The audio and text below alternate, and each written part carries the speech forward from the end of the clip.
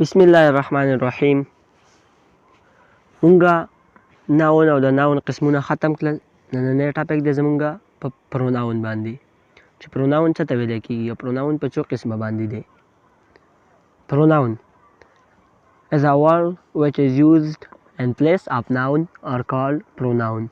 هغه لفظ کوم چې د ناون په ځای باندې استعمال شي هغه ته مونږه پروناون وایو. پروناون بیا زمونږ سره په څو قسمه دی؟ دا زمونږ سره په 7 قسمه باندې دی. پاکې پیلنی نمبر د زمونږ سره پرسنل پروناون.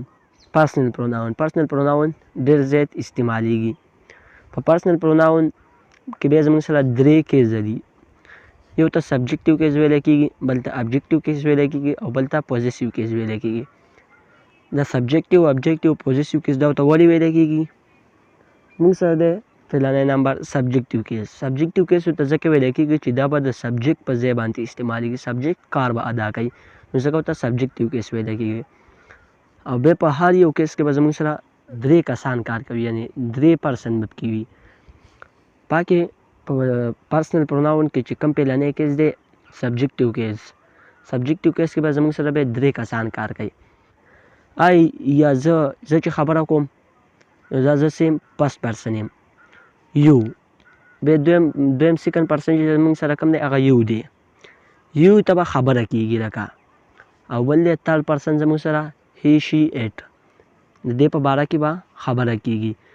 زه خبره کوم تا ته د دې 3 شیانو په باره کې، یا به د هی شي ایټ د دې 3 شی نه دي که نه، یا به جانده که بېجان وي هغه لپاره مونږ ایټ استعمالو، که هلک یې هغه لپاره مونږ هی استعمالو، او که جینۍ هغه لپاره مونږ شي استعمالو. بیا د دې آی خو به ځان له پلورل وي که نه، ځکه چې یوازې زه خو خبره نه کوم، که مونږ یادو ځان که نه چې مونږ خبره کوو، نو بیا به د آی خامخا پلورل جوړېږي. آی پلورل زموږ سره څه دی په سبجکټیو کیس کې؟ دا زموږ سره دی وي. د یو چې کوم پلورل دی هغه یو دی دغه شانې. او د هی شي ایټ چې کوم دی د دې غونډو پلورل دی دی. د چې لکه که ډېر هلکان یې، که ډېر جینکۍ یو، که ډېر بېجان څیزونه یي، د هغه لپاره مونږ به دی شو استعمالولی. بل دی بیا زموږ سره ابجکټیو کیس. ابجکټیو کیس ورته ولې ویلی کېږي؟ ابجکټیو کیس ورته ځکه ویلی کېږي چې دا به د ابجکټ په ځای استعمالیږي، ابجکټ رول به ادا کوي. په ابجکټیو کیس کې زموږ سره بیا دې کې 3 پرسن وي، یو فرست پرسن، بل سیکنډ پرسن او بل تھرډ پرسن. فرست پرسن به لکه څرنګه چې خبره کوونکی، سیکنډ پرسن هغه چا ته چې خبره کوي، او تھرډ پرسن د چا په باره کې چې خبره کېږي. نو په فرست پرسن چې کوم دی په ابجکټیو کیس کې دا زموږ سره دی می. او بیا چې کوم دی په سیکنډ پرسن دا زموږ سره دی بیا یو. او تھرډ پرسن چې کوم دی د دې ابجکټیو کیس دا به زموږ سره هی، د هی نه به هم جوړ شي، شي نه به هر جوړ شي، او د ایټ نه به ایټ جوړ شي. بل دی زموږ سره بیا دې ته ډېر پلورل چې کوم دی دا بیا زموږ سره اس دی د می. او د یو دی هم هر ایټ دی زموږ سره څه دی؟ دا زموږ سره دیم دی.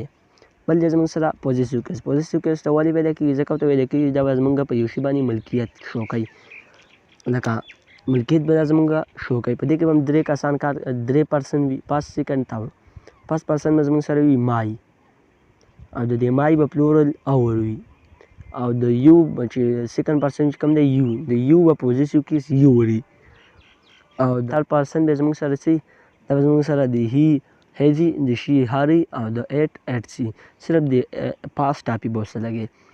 د پاست ټاپي په باره به هم ویډیو جوړ، د پاست ټاپي به مونږ کوم ځای کې استعمالوو. اوس لکه دا به زموږ دا پوزیسیو کیس ته مونږ ځکه وایو چې دا به زموږ په یو شي باندې ملکیت شو.